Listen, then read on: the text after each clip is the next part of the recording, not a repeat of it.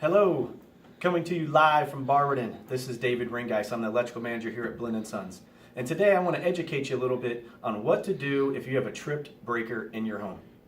A lot of people have this issue around the holidays, everyday life, you just never know, okay? So what I want you to do is learn what to do and what you can do safely before you have to call Blinn & Sons to come out and take a look at your situation. So say you're doing your everyday thing, living life, boom, power goes out in your house. So what's the first thing you do? You want to go right down to this box here, which is your electrical panel. And I'm assuming your box doesn't look like this. So if it does, give us a call right away. But if it does not, what I want you to concentrate on are the actual breakers. Now, there are very many brands out there that you could have. The brand that we prefer is what's called Siemens. If you don't have a Siemens panel, it still works the same way.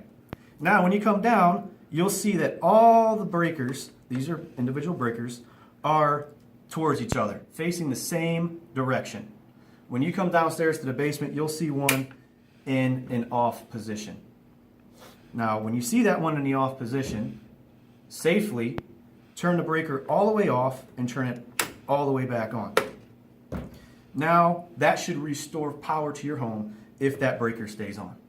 So, you're asking yourself, what happens if I turn that breaker back on and the power goes right back off again?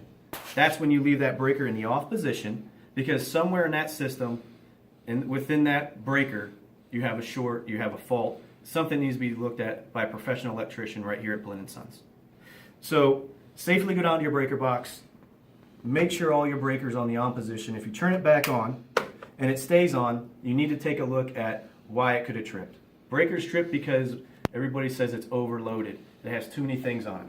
The reality is when people built houses and they're not newer construction houses, we have a tendency to keep adding on and adding on and adding on. So if you're cold, you take that heater, you plug it next to you, that alone could create enough draw to trip that breaker.